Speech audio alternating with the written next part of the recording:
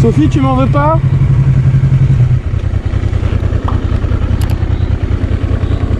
Oh mon pote. Oh la vue.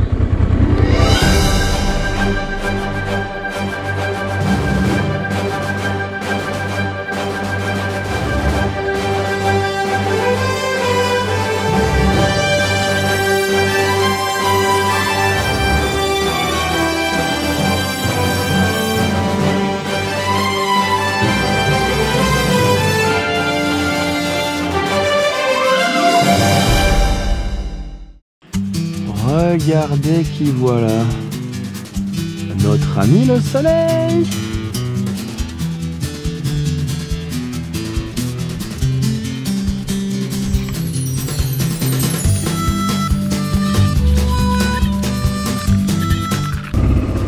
Départ du 4e jour sous le signe du soleil. Il y a intérêt que ça reste comme ça jusqu'à ce soir, cette nuit, demain après-demain. Et jusqu'à ce que mort s'ensuive. Non, pas mort en fait. Enfin, si, remarque toute la vie s'il fait beau. Bien, non? Bon, on verra plus tard si ces prières sont exaucées. Pour le moment, nous repartons directement en altitude pour notre premier col de la journée.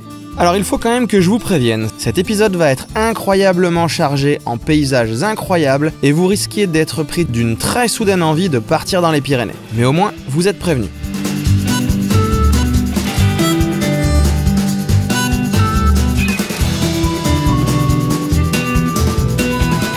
La matinée démarre fort.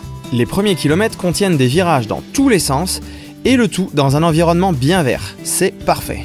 C'est ce parcours que vous retrouverez dans le topo et les traces GPS en lien vers mon blog sous la vidéo.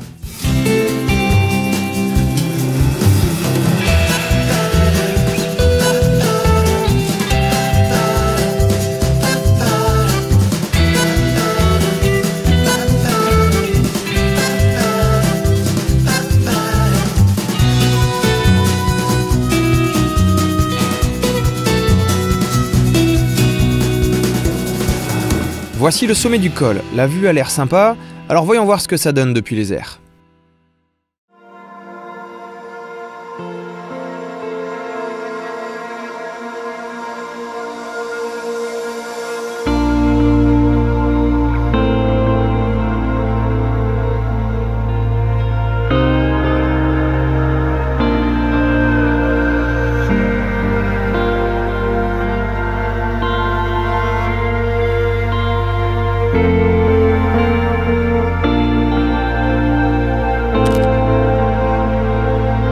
Nous entamons la descente en slalomant entre les tracteurs de fauchage des bords de route, tout en saluant leur patience car même s'ils sont deux, ils doivent en avoir pour une éternité. Et nous arrivons rapidement au prochain point de vue, sur un lac qui semble enchanté, mystérieux, presque féerique.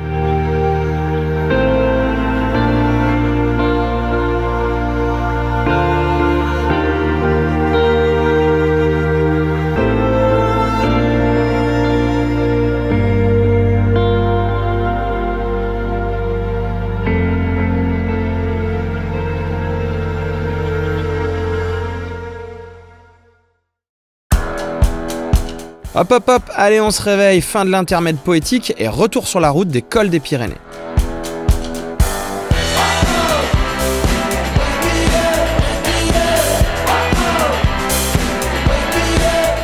Sur cette portion, je vais avoir l'occasion de vous redire que peu importe la monture, le plaisir de partir à l'aventure est toujours le même. Bon, il y a un truc qui sera différent, c'est la vitesse à laquelle défilent les paysages. Ok. En tout cas, chapeau les gars, chouette trip en cyclo. Quant à nous, il nous reste encore quelques bons virages à enchaîner en montant avant le prochain col et sa redescente qui va encore beaucoup me plaire.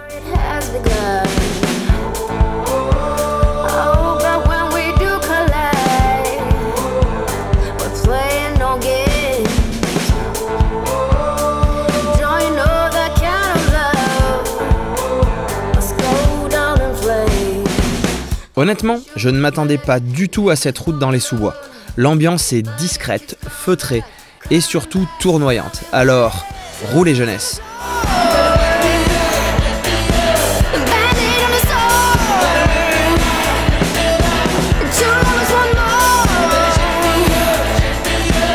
It's a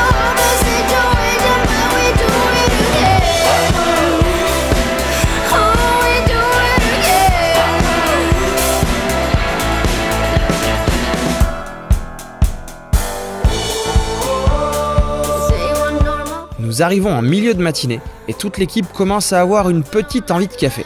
Alors on enroule ce prochain col en espérant trouver notre bonheur en haut. La montée est très agréable car toujours sinueuse avec des enchaînements de pif-paf qui nous filent le sourire.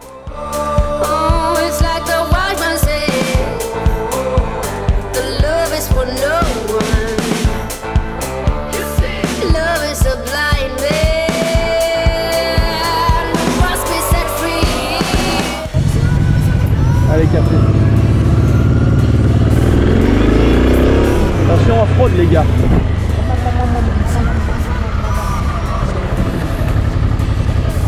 Bon, nous voilà réveillés par cette bonne pause café. En plus, il faisait même des sandwichs excellents avec des produits locaux, ce qui nous fera notre pique-nique à midi. La redescente se fait avec beaucoup d'épingles, juste ce qu'il faut pour que Sophie s'entraîne encore. Et puis on retrouve nos pif-paf jusqu'en bas. Je vous ai déjà dit que j'adorais les routes des Pyrénées ? Ouais, il me semble bien aussi, une bonne vingtaine de fois je crois même depuis le premier épisode. Eh ben c'est pas grave, je leur dis quand même, j'adore ces routes.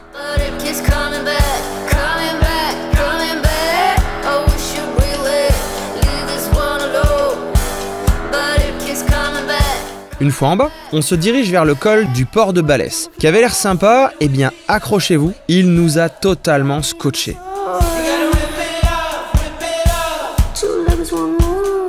En fait, il est vraiment surprenant, car hyper varié sur tout le parcours.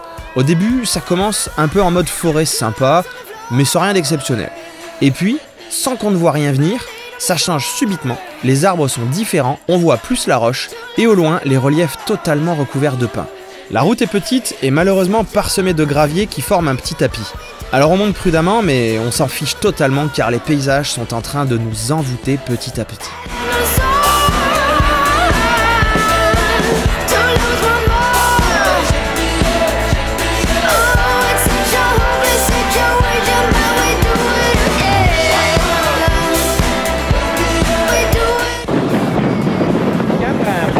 C'est donc un poissage canadien là. Ah c'est ça. Ben tu vois, je me coucherais bien con, tu vois là. Poissage canadien. Je me demande même si cette route mène quelque part, vu les montagnes au loin. En tout cas, il faut absolument que je capture ces décors.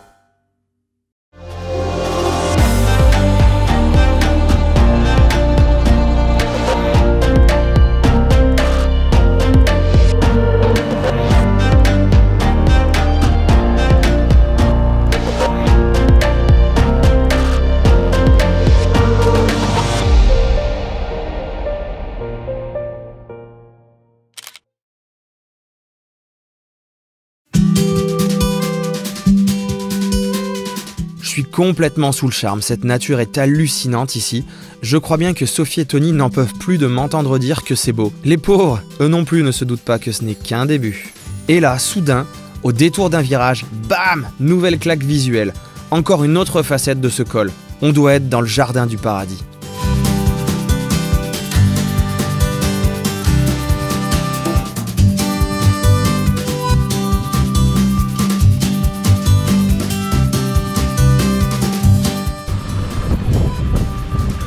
Bonjour mesdames, stationnement illicite, veuillez me présenter les papiers afférents au véhicule s'il vous plaît.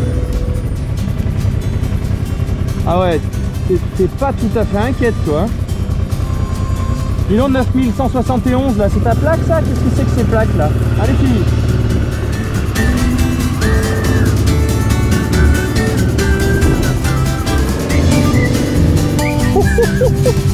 Sophie, tu m'en veux pas?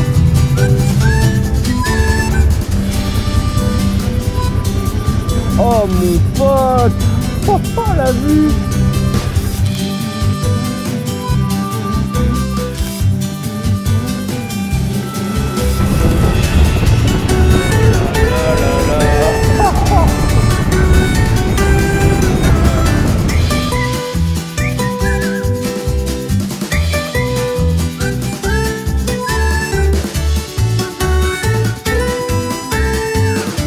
Nous arrivons finalement en haut, après au moins 38 pauses photos et vidéos, et c'est ici que nous ferons notre pause repas.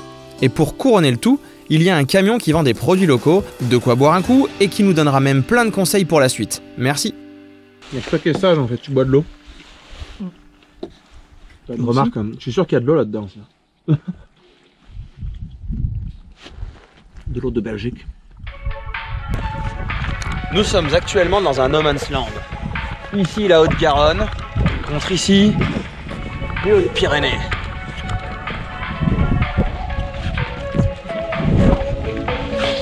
En tout cas, je sais pas ce que vous en avez pensé, mais ce petit col de Port-de-Barès, c'était bien sympa. c'est très très beau. Ça a beau être bouché, on a beau avoir un temps qui est pas très clément, mais franchement, ça vaut quand même le coup, quoi. C'est magnifique. Des couleurs de dingue, des vaches partout. Donc franchement, ce passage, je vais le laisser dans l'itinéraire et c'est celui que vous pourrez retrouver sous la vidéo.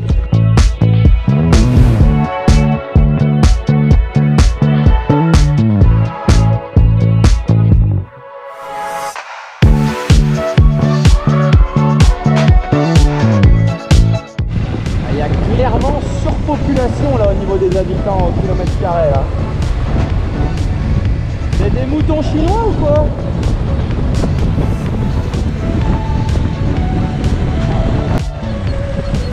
C'est ce qu'on appelle des brebis égarées.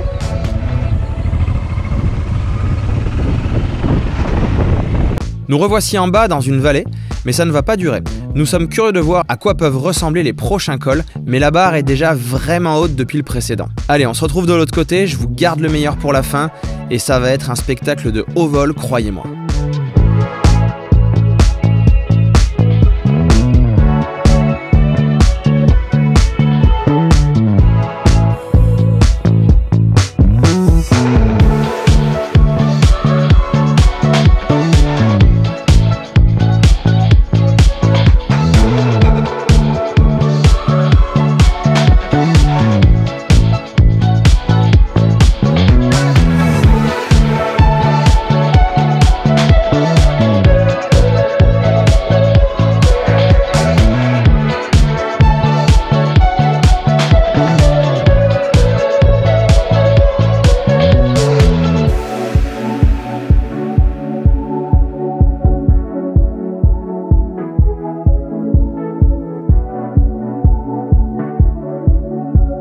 Sur les bons conseils du food truck de Port-de-Balès, nous faisons le tour du lac de Génos, qui est plutôt sympa. Le lieu semble touristique, il y a beaucoup de monde, alors que jusqu'à présent nous étions relativement seuls de partout.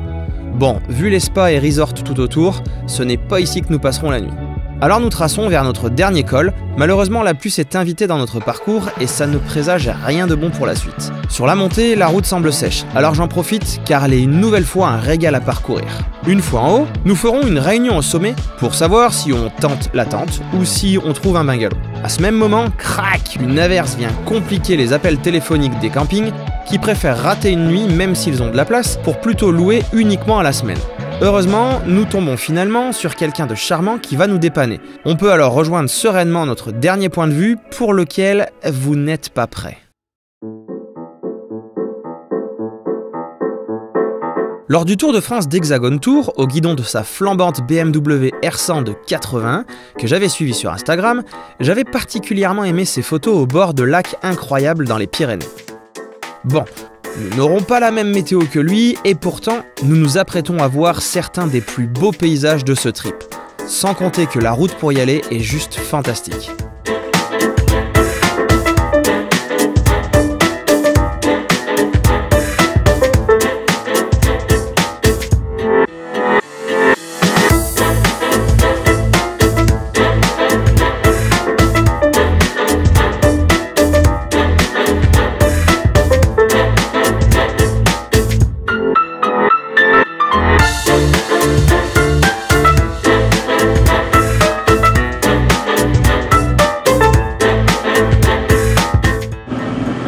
Quelque part sur la route du lac de Raison.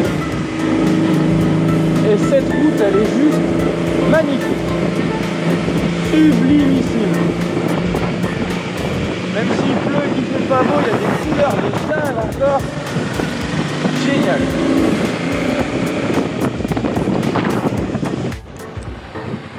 Oh la vue. Oh la vue.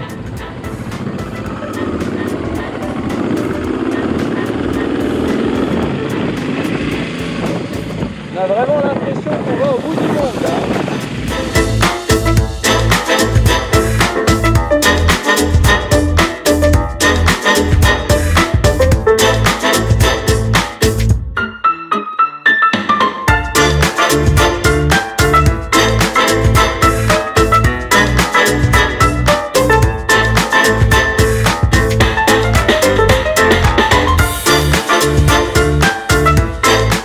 Encore une drôle de surprise dans les Pyrénées. Cette mini-route et ses lacets incroyablement rapprochés.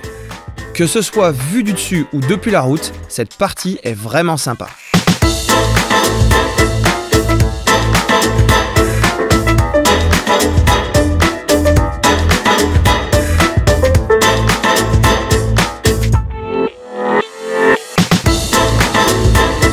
Nous continuons en direction du barrage de Saint-Lary-Soulan. Et malgré la pluie et les nuages, il y a une lumière assez incroyable qui donne une ambiance particulière à ces paysages qui sont sublimes.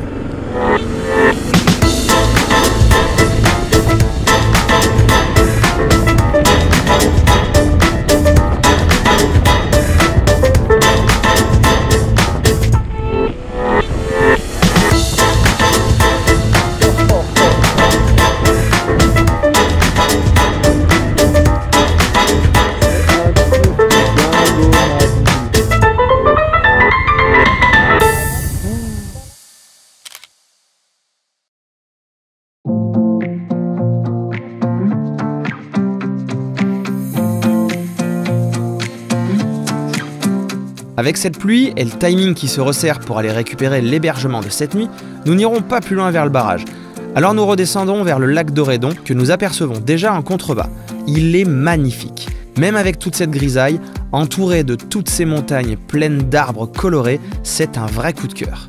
Et je compte bien revenir par beau temps et passer une nuit en demi-pension dans son petit refuge juste au bord de l'eau.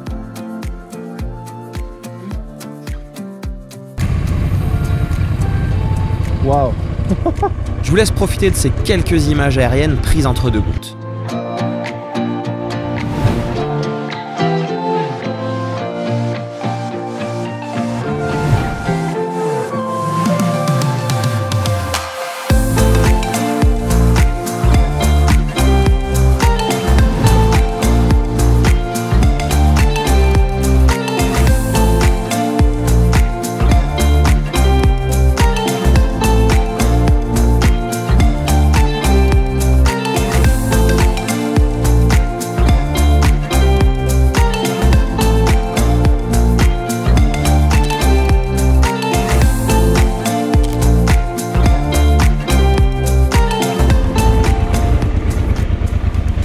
Bon, ben, je crois qu'on peut dire vraiment que les lacs des Pyrénées sont magnifiques.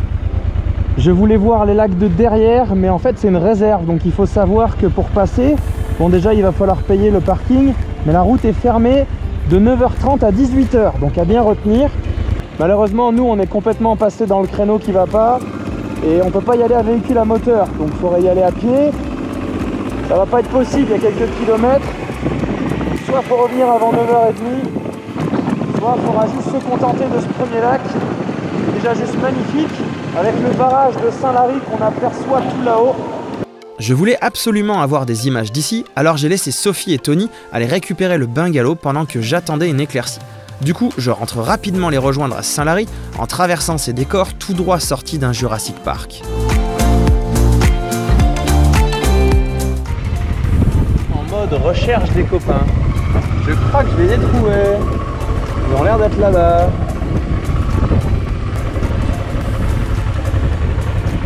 Bonjour, excusez-moi de vous déranger. Est-ce que vous auriez une chambre, s'il vous plaît? Ouais, dehors. C'est gratuit en plus. Ah, c'est de la bombe! Oh, on en est presque à 1000 bornes! Et voilà, fin du 4e jour de road trip dans les Pyrénées. On a toujours une météo qui est hyper menaçante, on a pris la flotte pas mal de fois aujourd'hui, on n'a pas pu faire exactement tout ce qu'on voulait, ni profiter des derniers lacs que je voulais voir. Mais bon, même avec cette pluie, les paysages étaient vraiment sympas. Bon, du coup, ça fait 2 fois qu'on est en tente. Et là, on n'a pas voulu prendre le risque de se refaire tremper, d'être crevé pour la suite des événements. Donc du coup, on a appelé quelques campings et on a eu la chance de trouver ce camping, le camping d'Autun. Franchement, une petite perle, il est super beau, l'accueil est excellent, le mobil-home est vraiment parfait, on est genre dans le grand luxe. Je pense qu'ici, on va passer une bonne petite soirée, une bonne nuit aussi, et demain on sera tout frais pour repartir dans la suite de notre road trip où on va aller voir le pic du Midi et le fameux col du Tourmalet. J'espère que cet épisode chargé en beaux paysages vous a plu. Pensez à vous abonner et à lui mettre un petit pouce en l'air et je vous donne rendez-vous dans l'épisode 4.